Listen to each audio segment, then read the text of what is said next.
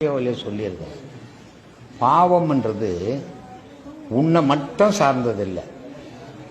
ஏன்னா நீ மட்டும் தனித்து வரல.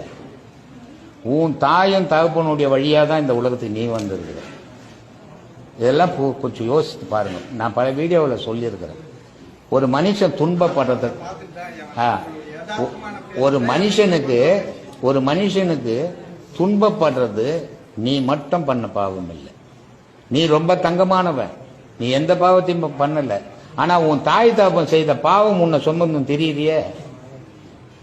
உன் தாய் தகப்பு, அதுதான் தேங்காய் உடைக்கிறதுல கோயிலுக்கு மேல ஒரு மட்டை, கீழே ஒரு ஓடு, அது கீழே ஒரு காய், அதுக்கப்புறம் தான் தண்ணி.